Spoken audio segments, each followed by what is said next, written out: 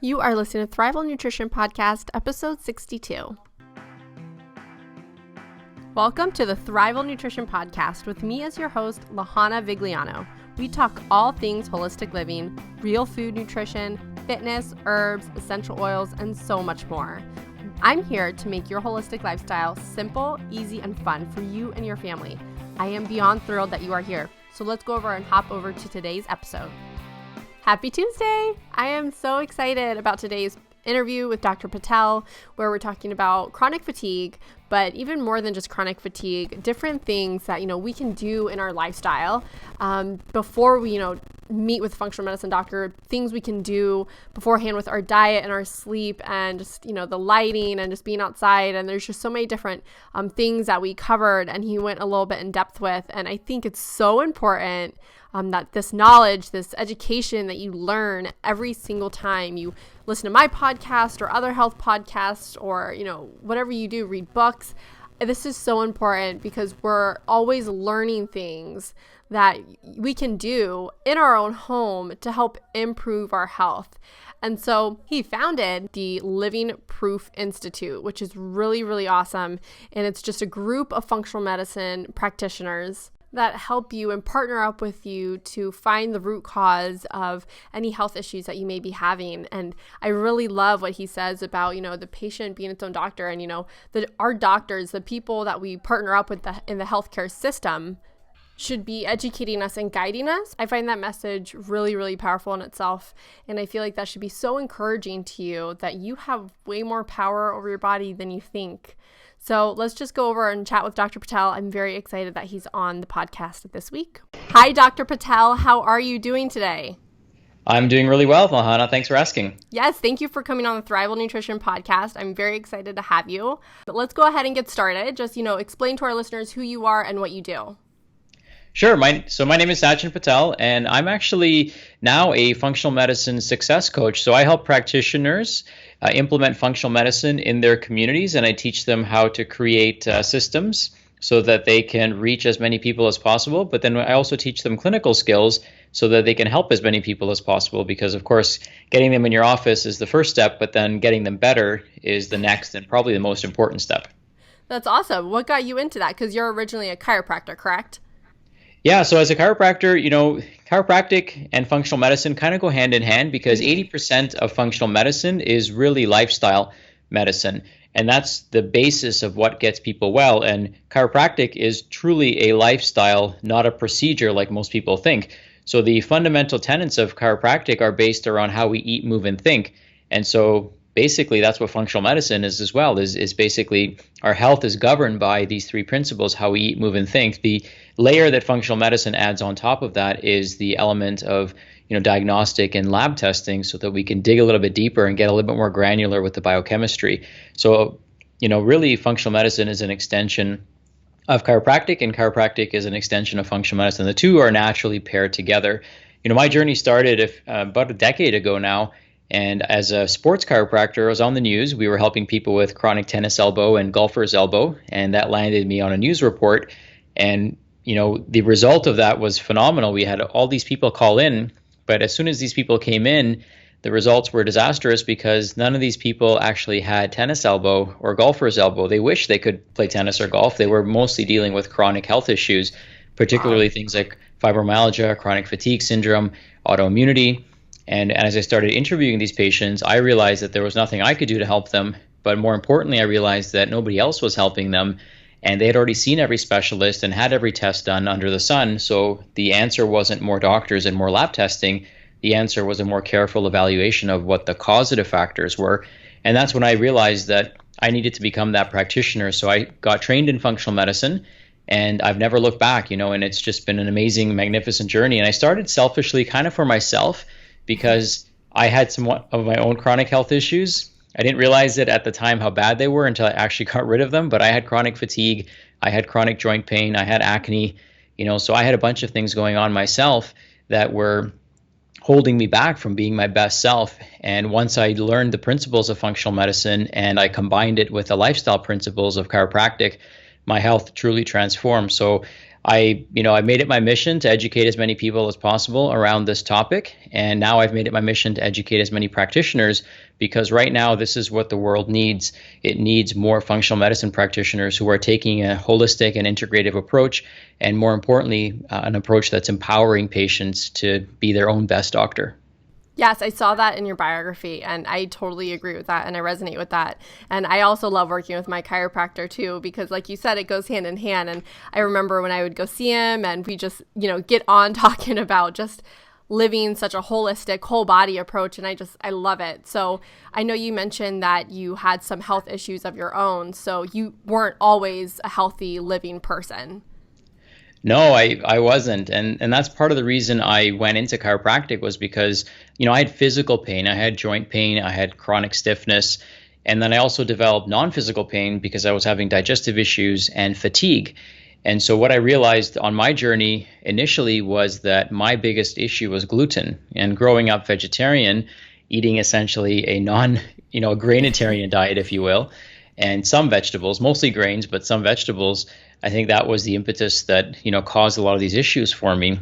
And, once I cut out gluten, I noticed an almost immediate difference in my symptoms. And it was such an easy transition for me to make. And it's becoming easier and easier nowadays. And it's gotten to the point where it's become easier, but you also have to be more careful, because there's a lot more gluten-free junk food that's out there now. They've kind of mastered the art of making gluten-free junk food these days. Yes. I actually just remember seeing on Easter that in the Easter section, there was like gluten-free, like confetti cake. And so many people fall for that stuff because it's gluten-free. But so I totally understand. So we're going to be talking about chronic fatigue today. And I'm just going to get into, just the basics of how someone could tell the difference in just, being tired and just, normal everyday living, or something that is more serious.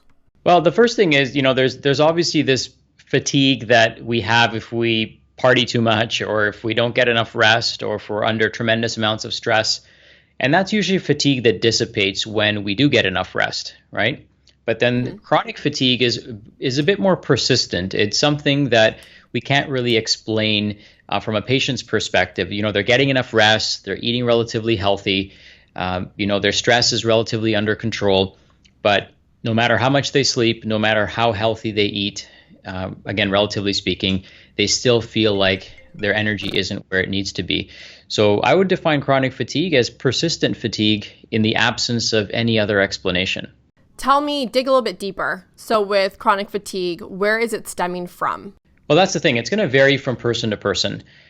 And that's what we realized in functional medicine, is that, there could be 20 different people with the same diagnosis, but they're all going to have different causative factors. So for some people, it could be related to digestion. If somebody is eating healthy, but they have a parasite or bacterial overgrowth, or they have something called SIBO, which is a small intestinal bacterial overgrowth, this could be robbing them of micronutrition. And that micronutrition is very, very important. Somebody could have an issue like celiac disease, or a gluten sensitivity, or GI inflammation that's caused by gluten sensitivity, that's causing a disruption in their microvilli, which is where that nutrient absorption takes place. Some people might have chronic fatigue because they're not using energy to do something productive. They're using energy to put out fires, like fight chronic stealth infections, or, to deal with chronic inflammation, or to deal with this chronically overactive immune response. Other people might have something called mitochondriopathy, where the mitochondria are not converting the macronutrients into ATP, and that's very critical. Some people could have fatigue because they have immense amounts of oxidative stress. Some fatigue can be brain-based. So there's lots of different reasons why somebody can have chronic fatigue. And, there's not this one cookie cutter approach that we take, at least, that solves everyone's problems. But we kind of scope through their systems. We look at their mitochondria, we look at their detoxification pathways, we look at their methylation pathways, we look at the health of their brain, we look at their sleep and circadian rhythm patterns. And, and then we identify where is the lowest hanging fruit. What are the things that we can fix? And the reality is, we need to get all of these systems working optimally if somebody wants to have optimal health. And that's the focus of our practice, is how do we get you optimally healthy, not just, cross this disease or this diagnosis off of your list, because this day and age, most people are not functioning optimally. And so the new normal has become tired and stressed and burnt out. And that's not what the normal state of human function is. That's common, but it's not normal. Yeah. So going back to, the gluten sensitivity and finding things out, what would be like a first step or, a first test or something that could help lead them into finding the reason why of their chronic fatigue? Well, the thing with food allergies and sensitivities is the gold standard is elimination. So the first thing I would have somebody do is I would have them eliminate, depending on how aggressive they want to be, I would start with gluten and dairy. But if they wanted to be really aggressive, I would eliminate all grains and all dairy from their diet, because all grains have gluten in them.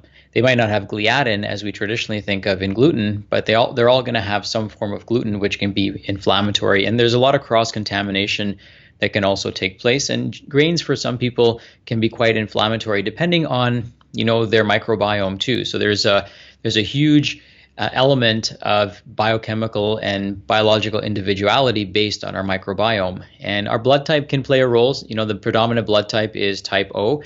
And type O's generally tend to do better on a low grain or no grain diet. So I would start there. Before you start getting into fancy testing, the gold standard is elimination, and it doesn't cost you anything to do that. In fact, you probably save money because you're not eating foods that are harming you or destroying your body internally and creating this chronic, mild or sometimes high grade inflammatory immune response that's going on. So I would start there for most people. The other thing that I have people do is work on their circadian rhythm. The circadian rhythm is very critical because that regulates all of our hormones. So hormones like cortisol are very important for us to regulate, as are hormones like melatonin. And cortisol and melatonin are inversely proportional to each other. So when cortisol is high, that's when we're alert and awake. That's when melatonin is low.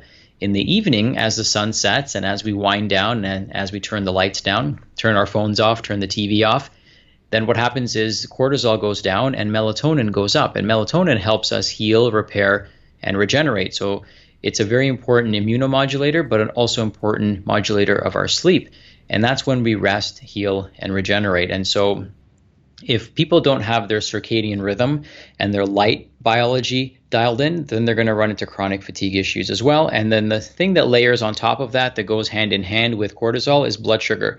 So eating a diet that stabilizes blood sugar. So for most people, that means cutting back on the carbs, maybe not cutting them out totally. You don't want to cut out carbs totally. For some people, that could backfire.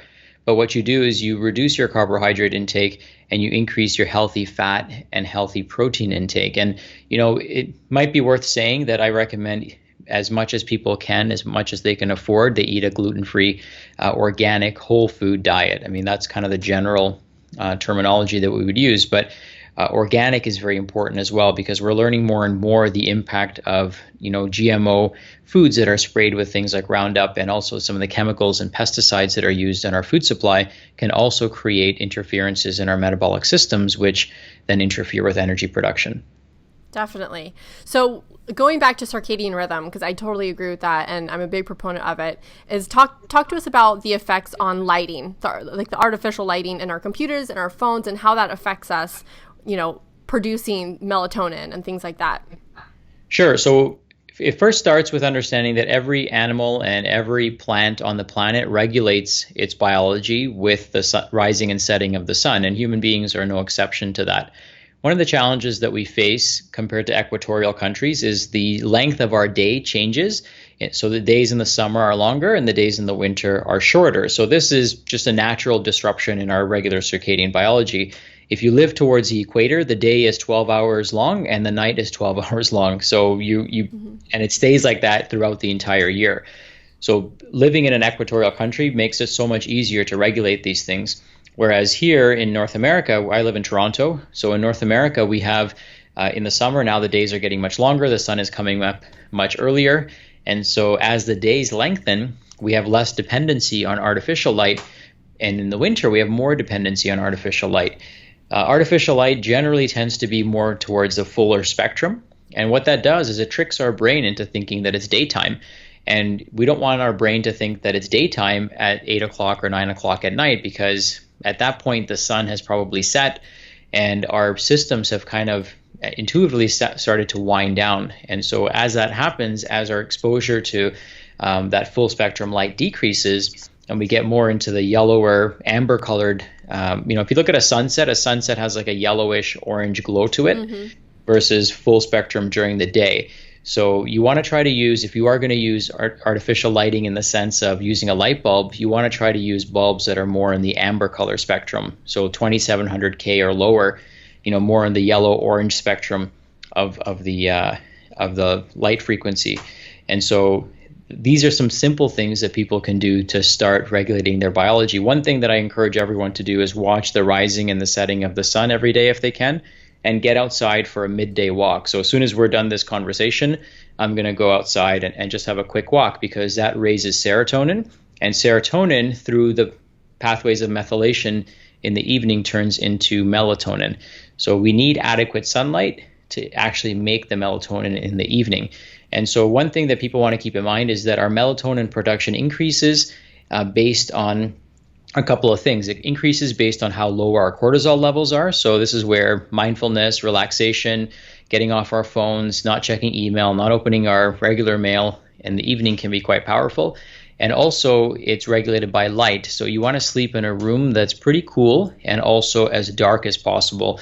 You shouldn't be able to see your hand in front of your face. That's how dark you want the room to be. So if you've got any light creeping in, try to work on getting rid of that as much as you can. Or the easiest thing that you can do, if that's difficult to do, is to wear a mask, an eye mask over your eyes, so that you're not being exposed to light. Awesome.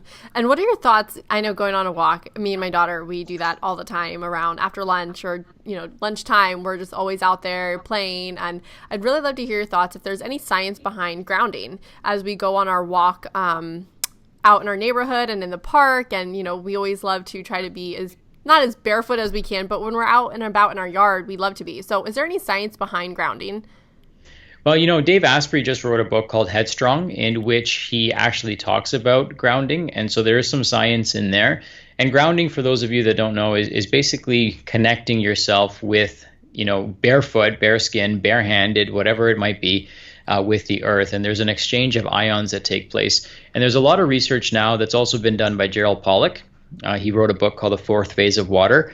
So that book is an excellent reference for those of you interested. And what he talks about is the electrical potential of the human body. And so by rebalancing our electrons, by grounding, we're essentially recharging the electrical battery that the body has. Okay, cool. I'm actually right in the middle of Headstrong. I love it. It's really, really eye-opening. Yeah, it's a great book. Yeah, for sure. So what are your thoughts on maybe taking various stimulants like coffee if someone's suffering from chronic fatigue? Does that help, or can that make that worse? Well, just keep in mind that what coffee does is it actually blocks a receptor in the brain, which then forces us to make more energy. And so I would say if you look at coffee, if you look at the number of calories in a cup of coffee, it's about 5 calories in a cup of coffee. That in and of itself tells you that it's not donating energy to the system. So it's going to actually block a receptor in the brain, which then forces the adrenals to make more cortisol, which then increases our catecholamines. And catecholamines are kind of our fight or flight neurotransmitters. So for some people, if you don't get enough sleep one night and you need coffee, you got to get to a meeting or you got to function. Caffeine can be a decent stimulant, but if you're using it to increase energy production on a regular basis, then it might not be the best choice. You'd always want to find out why you're feeling tired instead of just doing something to address the fatigue. And this is a common practice. There's lots of people that see holistic practitioners and they'll go in and they'll complain about having low energy, and the practitioner will try to find all kinds of supplemental solutions for this person. Try this pill or try that pill, or they'll give them something to support energy production. But in reality, that patient probably just needs to go to bed on time or turn off their computer or, do something really simple instead of taking all these fancy supplements and pills or trying to figure out what they can do the next day to increase their energy production. I try to focus on the simple lifestyle solutions first. And when those are exhausted and the testing is done, then we get into the more detailed, more advanced techniques. So for most people, I bet you most people can increase their energy by just going to bed earlier. That's probably the best solution for most people. Is there an ideal time or amount of sleep that you would say that would be beneficial? I know that, most people say 7 to 8, but I've even heard it's not about the length, but more about the quality. Well, it's always about quality in everything, right? In everything, it's always about quality first, and quantity can be secondary. Some people we find require less sleep than others. Myself, for example, I can get away with 6 or 7 hours of sleep. My wife needs that extra hour, hour and a half. And if she doesn't get it, she's completely dysfunctional. Whereas if I don't sleep for a couple of nights, I mean, I'm not going to say that I'm optimal, but I don't feel totally burnt out or spent. And different people have different reserve capacities, so we have to also take that into mind. And different people have different demands during the day as well. So if your job is relatively sedentary versus somebody who's a construction worker, then the demands for sleep are going to vary based on how much you're, physically, using your body on a day-to-day basis. And so there's all these considerations to take into place. And I don't focus so much on how much sleep a person gets. I focus on how do you feel in the morning when you wake up. And if you feel great, then that might be enough sleep for you. But if you feel exhausted and tired and you're getting what you might think is enough sleep, then we might want to dig a little bit deeper to find out what else is going on. And I also think the time of day that people go to sleep is important. I go to sleep usually around 8:30, 3 to 4 nights of the week, because I put my son to bed. And instead of trying to fight myself falling asleep and waking up and then doing mindless work, I usually just go to sleep, and then I tend to wake up very early. I wake up around 4:35 in the morning and get my day started. Now, there's a great book for those of you that haven't read this book. It's called The Power of When. It's written by Michael Bruce, and he's a sleep specialist. And what he talks about in this book is there's essentially 4 different chronotypes, and these 4 different chronotypes have different patterns during which they're most productive during the day. So my chronotype is a lion. And lions generally naturally tend to be early risers, and then they shut off around 8 or 9 o'clock. Like mentally, they kind of shut off, and that's normal for me. So some people are going to be wolves, where they're going to do their best work in the evening. Some people are going to be dolphins. Some people are going to be bears. So it really depends on your individual chronotype. Not all of us are wired the same way. And this kind of makes sense if we go back to like a Paleolithic era. If everyone in the community went to bed at the exact same time, then our community would be very vulnerable. Yeah. Whereas if we had different people alert at different times during the day, then we could protect our community and protect our tribe at basically 24 hours around the clock. So it's important to understand what your chronotype is and then try to align yourself with that chronotype instead of trying to fit into this, this stereotypical norm of go to bed at this time and wake up at this time. That doesn't work for everybody. That's interesting. That's an awesome book. What book is that called again? It's called The Power of When. And you can do a quick quiz. If you just Google Power of When quiz, then in 5 minutes you can find out what your chronotype is. That's so interesting. I didn't really think about that. I know that everyone's so unique. That's just crazy that I didn't even think about the sleep and how everyone could be different with sleep. But yeah, I agree. I'm like your wife. I need my 8 hours, even 7 hours. Sometimes I can feel it, like I'm not on my prime that day. But 8 hours, and even if I sleep 9 hours, 9 hours is just too much. So then I still feel groggy. So like 8 hours is that perfect sweet spot. Yeah, that's great. And the other thing too is the depth in which you sleep. Some people might sleep 8 hours, but they're tossing and turning. Some people might sleep 6 and they sleep like a rock. A big important factor in sleep quality is blood sugar regulation. So if somebody's waking up between 2 and 4 in the morning, it's usually because they have a blood sugar imbalance. And these are people who wake up, kind of wide awake, and they're ready to start the day, and they look at the clock and it's 2 o'clock in the morning. And then they might have a hard time falling asleep. That's usually because they're not balancing blood sugars very well. So the adrenals produce cortisol, and cortisol's main function isn't to be a stress hormone. We tend to think of it as a stress hormone, but it's actually a blood sugar regulating hormone. So when our blood sugar drops, cortisol goes up. And if cortisol is not adequately responding, or the adrenals are not producing adequate amounts of cortisol, then the catecholamine system kicks in, which is our fight or flight system. And that's why people might wake up wide awake in the morning and have a hard time, or early in the morning and have a hard time falling back asleep. What are your thoughts on, the different hacks to get into a deeper sleep quicker? I know that valerian root has been studied to help get into that REM sleep, that deeper sleep. What are your thoughts about that? Yeah, valerian root can be excellent. People can take melatonin if they want to kind of push their sleep time, half an hour earlier. They can take melatonin to help facilitate that. Again, we talked about light. So reducing exposure to artificial light can be quite valuable. I have a salt lamp in every room in our home, so we usually turn those on in the evening. Oh, I love them. If we need any light. We also recommend, essential oils. So I use an essential oil from doTERRA called Serenity. and we'll diffuse that in the home. That helps us get into a more calm state. Lavender is a readily available essential oil that can also help with helping calm the nervous system down. So there's quite a few things out there that can help. You just got to find what's right for you. But again, before you layer these things on top, do the basics, do the foundational stuff. Even a warm bath or warm shower in the evening can help. Even doing some deep breathing or vagal exercises, that can get us into a parasympathetic state so we can get a deeper night's sleep. Great. Thank you so much for coming on. I always like to keep things short and sweet so I don't overwhelm anyone with the information, but I know you covered a lot and I really, really appreciate it. Where can people find you, and where they can find you, do you accept patients? So I actually don't see patients, but Okay. what the best thing for people to do is, our practice sees patients. I personally don't see patients because I'm busy training doctors now. But the best thing for people to do is go to a program that we've created. It's called 30in30.org. So 30in30.org.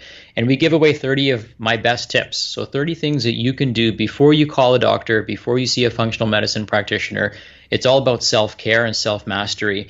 And so if you do these 30 things, even if you do half of them or even a quarter of them, you're going to start to see some pretty important and remarkable changes taking place in your health. And then if you're still not feeling your best and you feel like something else needs to be done, then go and see a practitioner, because if you're doing these self-care things, you're going to get much better results. Your money and your invested time is going to go a lot further if you're doing your part. And so what we realized was that most people aren't doing that. And so we decided to create a free online program so that, whoever you're seeing, whether it's someone in our practice or the existing practitioner that you have or somebody local to you, this will help you in terms of taking care of yourself so that somebody else can also can layer their care on top of that, and you can get some amazing results that way. That's really great. That's a really good idea to help save time, your time and practitioners and their time. Because yes, I love what you said. It really is the patient and just everyone educating them to take better care of themselves. Yes, absolutely. And we believe that the doctor of the future is the patient. So we're doing whatever we can to empower and educate people. And then, if anyone's ready to take that next step and they're looking for more information, they can go to our website. It's becomeproof.com. And they can learn more about what we do. And if they're looking for someone locally to them, we've got a whole bunch of practitioners that we've trained, and we can also help them find somebody locally that's trained in this kind of paradigm of thinking. Awesome. Thank you so much for coming on today. Oh, it's my pleasure. Thanks for having me. Was that a good episode or what? I'm so thankful Dr. Patel hopped on with us today and really covered so many different things that we can help start tackling our sleep and our lighting and getting out there in the environment and get sunlight and get grounding. So I'm really thankful that he joined us today. So if you have not yet joined our Facebook group, you need to. It is awesome, and it's really bringing a lot of parents together that want to create that whole body holistic living, and it's over on Facebook, and we want you to be there and get engaged and ask questions and answer questions and be helpful, and I'm just so excited about it. I really enjoyed starting this group because I finally get to connect with the audience and everyone out there that are listening. So if you haven't, go in the show notes. There's a link you can go click and it'll take you right to the group so you can join. And then as well, all the resources that Dr. Patel and I mentioned, from the Headstrong book to the Power of When to the 30 and 30, go check out the show notes. And I hope you guys have a wonderful rest of the week, and I will see you next week. Bye everybody in the podcast.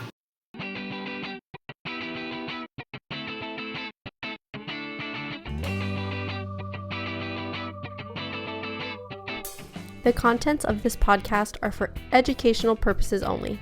This information is not intended to replace a one-on-one relationship with a qualified healthcare professional, and it is not intended for medical advice. This is the sharing of knowledge and information from education, research, and experience. I am not a registered dietitian or physician. I encourage you to make your own healthcare decisions based on your research and partnership with a healthcare professional. Thanks for tuning in. I'll see you next week.